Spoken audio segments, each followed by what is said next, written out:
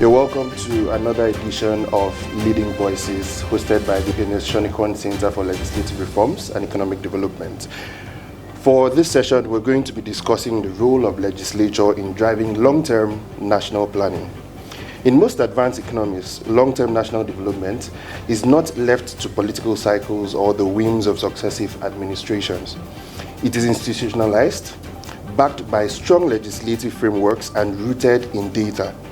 Nigeria has implemented several national development plans since independence, aiming to guide the country's economic and social progress. However, many of these plans have faced challenges in achieving their intended goals. Nigeria's history of national planning has often lacked both continuity and legislative sanctity, resulting in fragmented execution, duplicated efforts, and recurring policy failures. Despite multiple national development plans over the years, from the first National Development Plan from 1962 to 1968, to the more recent Medium-Term National Development Plan 2021 to 2025, the absence of a statutory legal obligation to implement or adhere to these plans across political tenures has consistently weakened their impact. The consequence is a mismatch between national priorities and actual fiscal allocations, leading to poor implementation, waste, and systemic underdevelopment. Today with us, we have Honorable Adegboyega Isiaka, the member representing Igbado North and Imeko Afon Federal Constituency in Ogun State. He also doubles as the chairman, National Planning and Economic Development. We're honored to have you here, sir. Thank you very much. The name is actually Adegboyega. Adegboyega. Yes. Apologies, sir. That's all right. All right, sir. So moving on to the discussion for today. So the first question is, as the chairman of the House Committee on National Planning and Economic Development, how would you describe the legislature's current role in shaping Nigeria's national development planning, and why is this legislative involvement crucial for the country's progress? Well, thank you very much. And thanks for organizing this. Well, in the first instance, I think I will look at it from two faces. Annual budgets and even, the one we call MTEF, the medium-term expenditure framework, they are all supposed to be part of the bigger and the longer national development plan. So to the extent that the National Assembly get involved in the development of the MTEF, the medium-term expenditure framework, and approving it, as it were, every year, and also doing the same thing with the budget every year. Yeah. One would say that the National Assembly is being part of the National Development Plan from that angle. Also, ordinarily, the National Assembly ought to be looking at some of the steps being taken to be generally in line with the National Development Plan. To what extent that is being done, I mean, we all can have different views, but the only thing I can say about that is that a lot more can be done in that regards. I think the third one I will talk about is the fact that the plan is now going, the current one, just like you said in your preview, the current plan of 21-25, is now going, to the end. So we need to be talking about the successor plan for that. I'm aware that the National Assembly, the right committee, the respective committees of the National Assembly, both of the House and the Senate, are having discussions on this and talking about this, and even engaging the executive about this, so that we know, precisely how that is going on. I'm expecting that maybe in immediately after this, this current salah that we are going to be going into now, there will have some discussion on it. Just this morning, I've had some discussions with my Senate counterpart. I've also had some discussions with the DG budget in some of those areas. So we are getting into that, and what we are hoping for is that whatever the errors that might have been corrected, they've done in the past, we're able to correct it this time around. So those are the areas that the National Assembly is getting involved. All right, sir. Thank you very much for the beautiful background that you've laid down for that. So moving on, so we know that Nigeria has formulated about 8 national development plans since 1962 till date. What are the underlying factors that you think have historically hindered the continuity, implementation, and full actualization of these plans? Well, thank you. I think one I would say is, lack of enough continuity in government. I mean, government ought to be a continuum. And the National Development Plan is not really about any government or any president or any Senate president or any speaker. Yeah. It's about the nation. The leaders are probably not looking at it from that angle enough. So there's a tendency that once an administration ends, it is believed that whatever is contained in that document belongs to that administration, and that is the end of it. I think that is one area. The other one is that maybe we're not building scenarios enough in the budget system, and then because we're not building it enough, when anything happens that is extraneous and major, there's a tendency to want to feel that, oh, that means this thing is probably not working, and they want to go into the other one. So I will think that, and again, maybe we're also not involving the people enough, such that the people can also ask questions as to how far with this that we say we're going to do, or how far about this that the one that we suggest. So maybe that also can also be one of the factors. I think by and large too, the leadership, from time to time, they also have their ideas. They have campaigned on a particular, program and agenda. That also, and then they feel that, look, what are they talking about? Then, more often than not, too, we tend to equate progress with development. Development is not a one. It's not a one end. How do I put it now? It's not something you just start. Yes, at once and it ends that way. So the fact that you are putting this here, you are putting one structure here, you are putting one road here, may not necessarily be part of a development agenda. Yeah. May just be progress. And I think that is another thing that we also need to continue to educate ourselves about. That look, when we talk about development, it's a wholesome movement from where we are now towards a particular, target, and there are things that we have put in place towards getting there. And more often than not, we should try on as much as possible to be able to follow that pattern, unless something major happens, and we all be able to know why we're not doing it. But where we jettison that, and we're just because we put one thing or the other somewhere, more often than not, that does not necessarily come in as development. So I think these are some of the factors, in my view, that is that we have not had the kind of continuation that we expect to have. We need to have much more people involvement. People need to buy into the idea that this is development and not just one structure of progress everywhere, and some of those factors. All right, thank you very much, sir. So considering some of these factors that you've listed out, so how do you think these challenges can be addressed to ensure that the next plan, which is going to be the one from 2026, actually achieves measurable and lasting impact? And what specific role do you think the legislature can play in ensuring that national development is actually institutionalized and implemented? Well, to get it institutionalized, one of the things would be to pass it through the National Assembly. Yeah. And I think that we are coming to that stage where we should really begin to look at that.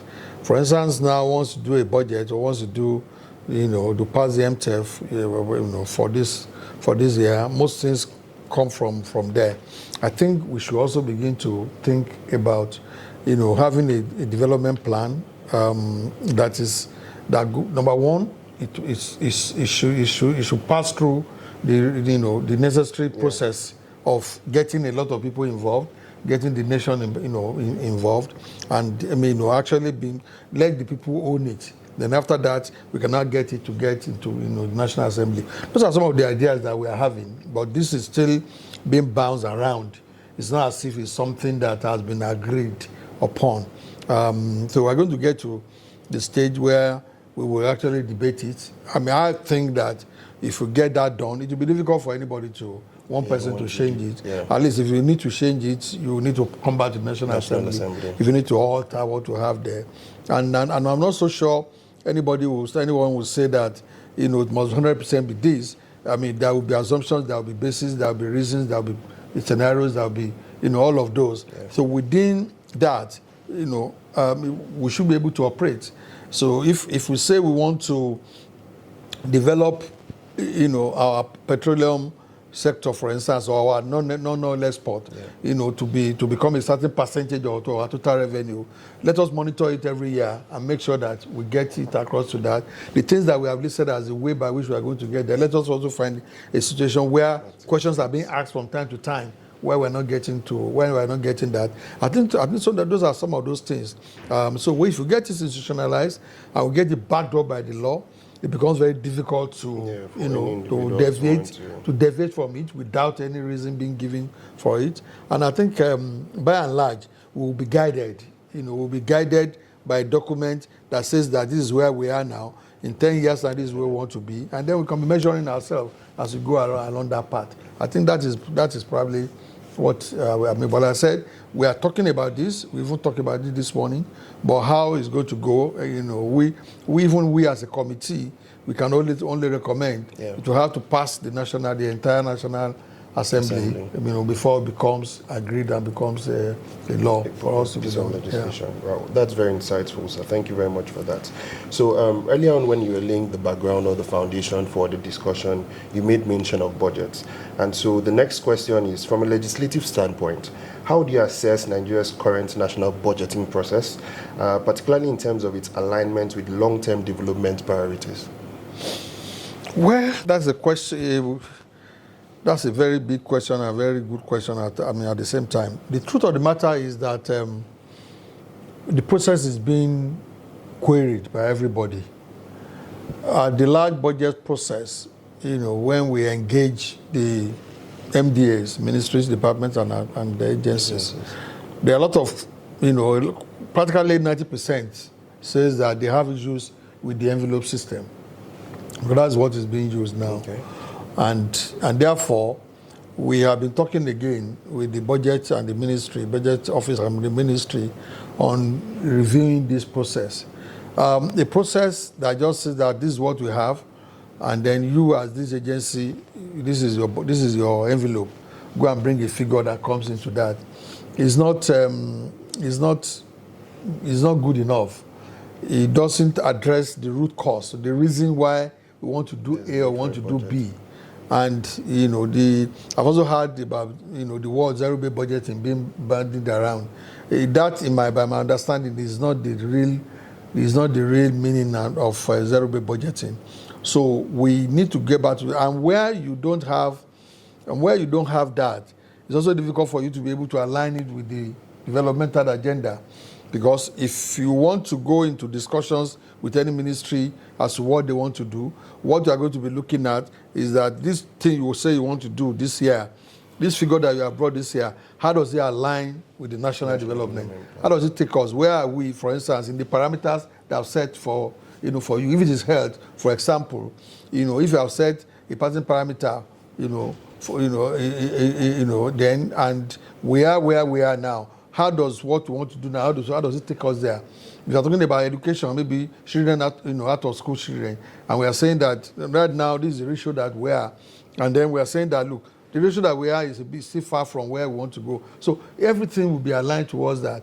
By the time we do all of that, if we now have issues with revenue or funding it, then we'll be able to sit down and be able to ask ourselves, what is the best way to do that? I'm not so sure we are doing too much of that now with this envelope system. How the figures are arrived at, to be candid, I do not know yet, so I cannot pass too much comment on that. But from the little I know, I think we'll still need to do quite a lot to be able to achieve this alignment. Okay. Because the alignment will have to be, by way of asking questions about what to bring. And when you now bring the figures, if you now need to cut it down or increase it, they will take it from that. Not by way of envelopes, which everybody thinks it's almost not. It's not the best. And the basis of those envelopes, and we don't even particularly have an understanding of it. So that's what I think, and that's exactly why what the song that we have been singing is that we need to review this system. Yeah. We hope and pray that we're able to do that before the next budget cycle starts. Okay. Because that's exactly what we are looking at doing. All right, sir. So you actually noted a very important point, which is the part where ministries can come to say, okay, for instance, you mentioned Ministry of Education coming to state the issue of out-of-school children, and then looking at that vis-a-vis where we want to get to based on the National Development Plan, right? So in light of that, would you actually consider a legislation or a framework that mandates periodic reporting on development indicators tied to budget allocation and imposes penalties for non-compliance for the MDAs that are maybe falling short of compliance or not doing much in that regard? Yeah, definitely so.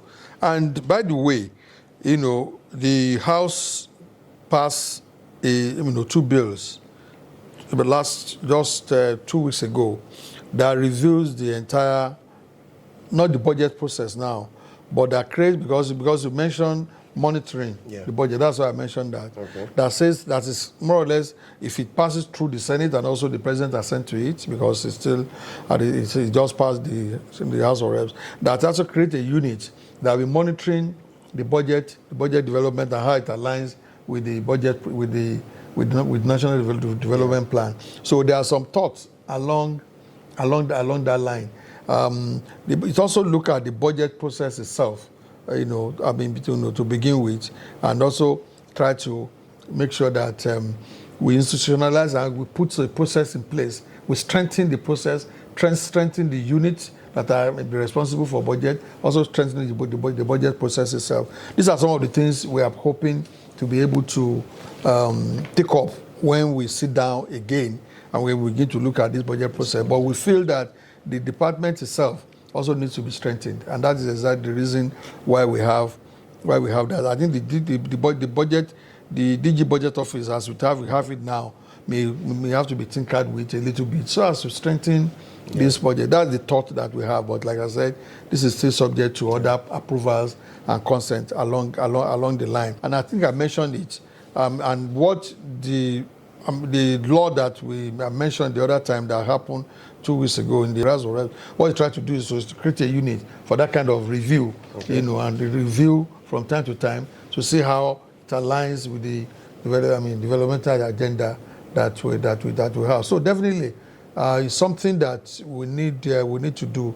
What is not monitored cannot be controlled. Sure. So that is the idea.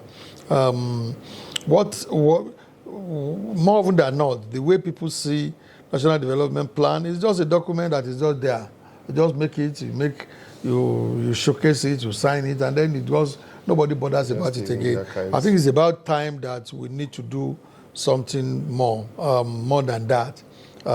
Getting institutionalized, ensuring that we monitor progress from time to time, also ensuring that whoever wants to govern and whoever wants to campaign also campaign with some of the things there that is what we're able to do, so that we will have a path towards our progress as a nation, and not that we'll just be picking from here and there. I think these are some of the things that I would think we should do. Okay. All right. Thank you very much for that, sir. So earlier you mentioned discussions that you've had with your counterparts in the Senate, that's the National Plan and Economic Development Committee in the Senate. So I'd like to ask, just stemming from what you've discussed, what initiatives do you and your committee intend to pursue to ensure the institutionalization of national development planning and the budgetary reforms? Well, one of them was the law that I mentioned. But what that law did was really to repeal the National Planning Commission, and then come up with two new processes. One for the budget and the budgeting process. The time the budgeting process should come to play, the role of all the parties that will be involved in it, and all of that, and then managing the process itself. From the budget office that now create some units or some areas that will handle different parts. Some for data collection and all that. Maybe the other one for budget and the other one for monitoring. So those are some of the roles. I mean, this passed through our committees in the last 2 years. I mean, I just became the chairman now, but the former chairman actually started some of those processes. So those are some of the things that we look at. We also intend to have some kind of a, call it retreat, call it discussion, call it engagement with the stakeholders, by the joint committees, with the stakeholders on the process of this envelope system. What are the other options that we have that can make it better for us? And if we do, how do we go about it? How do we execute it? Who does what? We also really plan to be able to achieve that. And when we do that, some of the shortcomings here and there that we may have in the present system, we'll also be able to handle it. The budget is a very important document. It tells us where the nation is going and how it intends to get there. It also tells us what is the priority, what are those things that we consider to be very important to us as a nation and to us as a government. And I know that the president has said so much, even at the last budget speech that he gave. So we all just have to, from the legislature, we all just have to play our own role very well. And where we even see that, certain things need to be done that is not being done, using the oversight functions that we have as a legislature to also ensure that we put some of this in place. Our intention is that at the end of this 10th Assembly, we should have a more robust, effective and efficient budgeting system that will give us the right budget that will be aligned much as possible with the National Development Plan, and also that we will be able to review from time to time, and hopefully also be able to institutionalize so that changing it can be as minimal as possible. Those are the kind of things we hope to be able to achieve. Interesting, very insightful. All right, so in the course of the conversation, you've definitely touched on various other facets, or let me say arms of government. So the executive has its part to play, right? So coming from there, what specific roles do you think the specific arms of government, the executive, the judiciary, civil society organizations, and citizens themselves, what role do you think they have to play in ensuring that the National Development Plan is effectively implemented and monitored? Well, the civil society and the individuals, we are all in the country, we're all part of the nation. It's also important that they are also part of this process, so that when the plan is being prepared, they also come up. And to some extent, people do try when it gets to that, but we can also do more.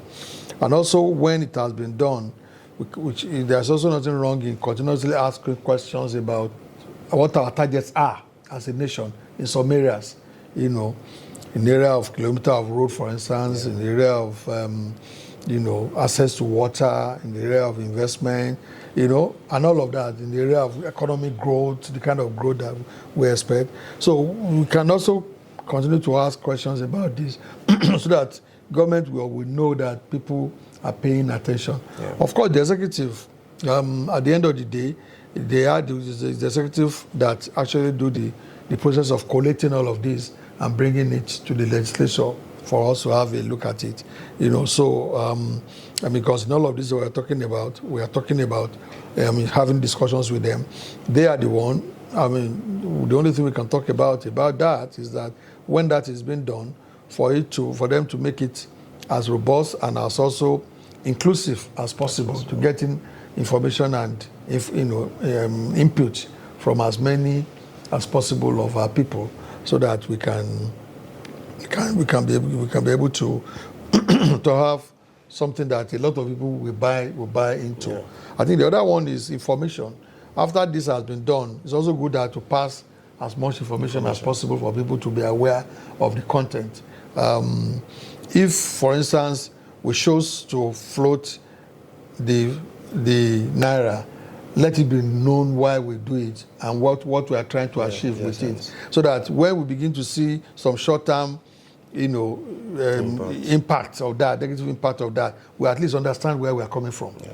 we understand where we're coming from. I think those are some of the things that the executive, in terms of putting the things together, the plan, in terms of financing the process, in terms of engaging the people, in terms of putting together. Yes, we can also do it, but the responsibility primarily is their own. And of course, we all have to work together to be able to move the nation forward. So everybody has his own role. We as legislature, we have our own. Executive has his own, which is very major.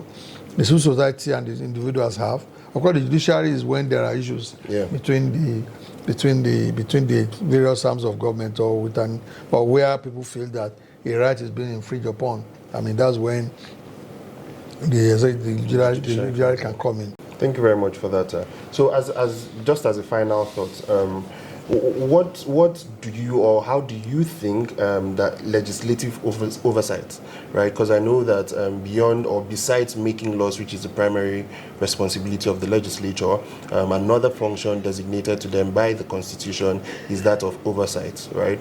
So how do you see the role of oversight, legislative oversight, playing to ensure that MDAs, like you earlier mentioned, align their budgeting programs and activities with Nigeria's National Development Plan?